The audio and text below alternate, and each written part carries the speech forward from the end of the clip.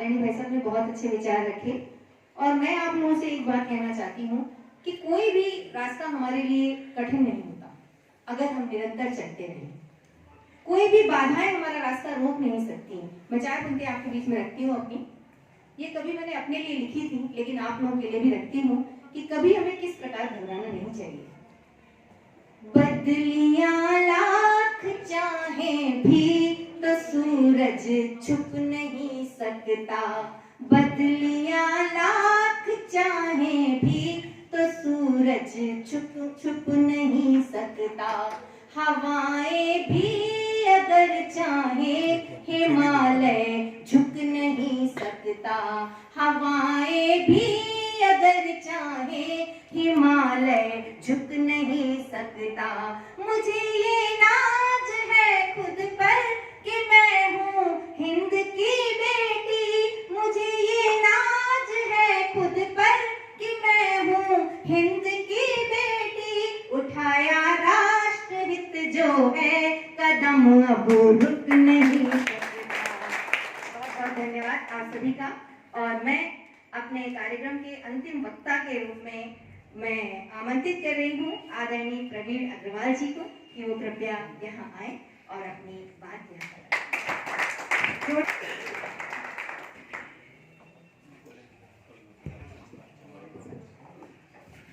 बहुत धन्यवाद। मध्य प्रदेश जागरूक अधिकारी कर्मचारी संघ द्वारा आयोजित राष्ट्र निर्माण में शिक्षकों की भूमिका एवं मध्य प्रदेश विधान परिषद के गठन की आवश्यकता विषय पर सेमिनार में मंच पर विराजमान झांसी से पधारे विधान परिषद के सदस्य रहे और हमें लगातार मार्गदर्शन देते हैं ऐसे श्री श्याम सुंदर यादव जी, जिनको किसी एक चीज से नहीं पुकारा जा सकता, ऐसे बहुमुखी क्षेत्र में अपना योगदान देने वाले आदरणीय डॉक्टर केशव पांडे जी।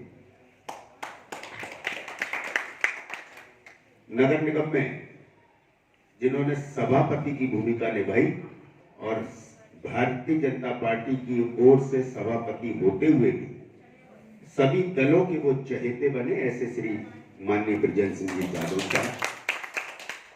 और नगर निगम में नेता प्रतिपक्ष रहे और लगातार अपनी सक्रिय भूमिका से इस ग्वालियर को विकास में अपनी भूमिका देने वाले माननीय श्री सुधीर गुप्ता जी। यहाँ उपस्थित इस कार्यक्रम के संयोजक जगमोहन गुप्ता जी, जिला अध्यक्ष अजय शर्मा जी, अमित मन्नू जी, मैडम भदौरिया जी जो बहुत अच्छा संचालन कर रही है। और इतने सारे वक्ताओं के बाद जब अंतिम वक्ता के रूप में किसी का नंबर आता है तो मुझे लगता है कि वो उसकी सबसे बड़ी परीक्षा की घड़ी होती है। क्योंकि जब डॉक्टर केशव पांडे जी बोल रहे थे तो मैं सोच रहा था कि मैं ये बोलूंगा, उसमें से कुछ लाइनें उन्होंने बोल दी। अब मैंने सोचा कि अब दूसरी ये वाली चीज मैं बोलूं, यादव जी ने बोल दी। अब मैंने अपना एजेंडा सेट किया कि यादव जी ने बोल दी, अब तो मैं ऐसे बोलूंगा तो दूसरे यादव जी आ गए और रही सही कसर भदौरिया जी ने पूरी कर दी। अब मैं क्या बोलूं, लेकिन बोलने के लिए आया हूं, फिर भी बोलूं। मैं बहुत संक्षेप में केवल अपनी बात कहना चाहूंगा कि राष्ट्र निर्माण में शिक्षकों की भूमिका ये किसी से पूछने की जरूरत नहीं है, ये किसी को बताने की आवश्यकता नहीं है। शिक्षक यानी गुरु, और अगर गुरु नहीं होते तो माँ किसे कहते हैं और पिता किसे कहते हैं ये भी हमें नहीं मालूम होता। तो राष्ट्र निर्माण में शिक्षकों की भूमिका का बताने की आवश्यकता नहीं, महसूस करने की आवश्यकता है। दूसरी बात आपने कहा कि मध्य प्रदेश में विधान परिषद के गठन की आवश्यकता। मैं यह देख रहा था कि हम उसके अगले कदम पे बात कर रहे थे कि ये गठन कैसे होगा। ये बात जो भदौरिया जी ने कही कि गठन की आवश्यकता को हम प्रतिपादित करते हुए आज ये संकल्प लें कि गठन की आवश्यकता है, अब तो गठन कैसे होगा इस पे काम करना है। तो मुझे लगता है कि हम अपने मिशन को और तेजी से आगे ले जा पाएंगे। कोई भी संस्था जब काम करती है, मैंने भी 1996 में 10 लोगों के साथ एक संस्था बनाई थी जिसका नाम सजग मतदाता मंच रखा था। बाद में सजग प्रकोष्ठ के नाम से उसको आज चल रही है। उसके बाद मेरी एंट्री 2000 में चैम्बर ऑफ कॉमर्स में हुई और आप सबके सहयोग से ये सफर आज तक जारी है। तो मुझे अनुभव है कि जब कोई संस्था किसी विषय को लेकर चलती है तो उसे कितनी कठिनाइयां। आपने कहा कि मीडिया में जाइए और छप जाएगा। मुझे मालूम है कि कोई भी अच्छी बात छापने के लिए, छपवाने के लिए बहुत मेहनत करनी पड़ती है। इसके विपरीत अगर मैं कोई नकारात्मक बात कर दूंगा तो उसको रुकवाने के लिए भी मेहनत करूंगा तो भी नहीं रुकेगी और आधा पेज छपा हुआ मिलेगा। ये मीडिया का वर्तमान का स्वरूप है और इसमें मीडिया की गलती नहीं है, इसमें गलती आपकी और हमारी है, क्योंकि हम सकारात्मक खबर पढ़ते नहीं है और नकारात्मक खबर को बहुत तेजी से आगे बढ़ाते हैं। तो मीडिया भी वही परोसता है जो आप और हम चाहते हैं।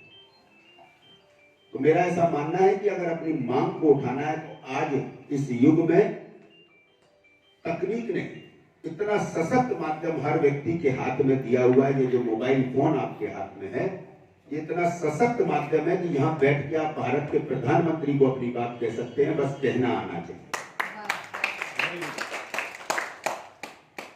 सोशल मीडिया का इस्तेमाल करें और सोशल मीडिया पे यहाँ बैठा हुआ प्रत्येक व्यक्ति अगर ये ठान ले कि वो गुड मॉर्निंग और गुड नाइट के अलावा चाहे व्हाट्सएप पे, चाहे फेसबुक पे या ट्विटर पे, इंस्टाग्राम पे, जो जिस पे है उस पे ये ठान ले कि एक बात जरूर लिखे कि मध्य प्रदेश के अंदर विधान परिषद का गठन होना चाहिए, ये हमारी मांग है।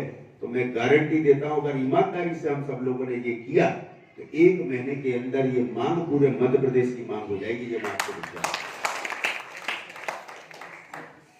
और इसके लिए हमें आगे आना होगा, संकोच को छोड़ना होगा।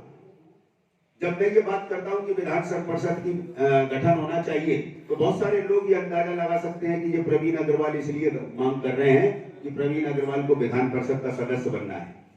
इस संकोच को छोड़िए, लोग क्या सोचते हैं आप करेंगे तो भी सोचेंगे और नहीं करेंगे तो भी सोचेंगे। इस संकोच को छोड़ दीजिए। अगर आप सहमत हैं कि मध्य प्रदेश में विधान परिषद का गठन होना चाहिए तो बस शुरू हो जाइए और एक ही काम कि मध्य प्रदेश में विधान परिषद का गठन होना चाहिए। जो लोग मेरे साथ फेसबुक पे जुड़े हुए हैं, आज मैं इस क्रम को प्रारंभ करूंगा और आपको बताता हूं कि मैं इस क्रम को प्रारंभ करते हुए मध्य प्रदेश जागरूक कर्मचारी संघ के इस आंदोलन अपनी सहभागिता करूंगा और न केवल मांग करूंगा बल्कि क्यों होना चाहिए जो भदौरिया जी ने बताई है उसके साथ तर्क के साथ मांग करूंगा। जब ही वो जनमानस की मांग बनेगी और जब जनमानस की मांग बनेगी तो आपको मुख्यमंत्री, प्रधानमंत्री, कोई भी मंत्री आपको बुला के बात करेंगे। ऐसा मैंने महसूस कई बार किया है। लेकिन दृढ़ इच्छा शक्ति हम सबकी होना चाहिए। अकेले जगमोहन गुप्ता जी या केशव पांडे जी या यादव जी या गुप्ता जी या मैं या आप में से कोई 2-4 व्यक्ति इस बात को अंजाम तक नहीं ले जा सकते जब तक सबका सहयोग मिलेगा। आप देखिए कि गिलहरी का योगदान भी भगवान राम के लिए बहुत महत्वपूर्ण था।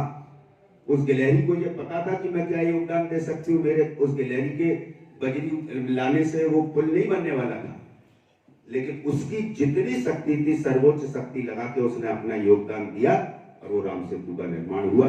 ऐसा मेरा मानना है। आप सबने मुझे यहाँ बुलाया और धैर्यपूर्वक सुना, इसके लिए मैं आपका दिल की अंतर्करण से आभार व्यक्त करता हूँ और ये वायदा करता हूँ कि आपकी इस मांग में मैं साथ हूँ और आपके द्वारा जब जब इस विषय पर किसी कोई संगोष्ठी या कोई कार्यक्रम आयोजित किए जाएंगे यथासंभव मेरा मदद, मेरा सहयोग उसमें आपको मिलेगा। इसी बात के साथ जय हिंद, जय भारत। पत्रकार लोग आए हुए तो उनका सम्मान बोलो जरा, क्योंकि आजकल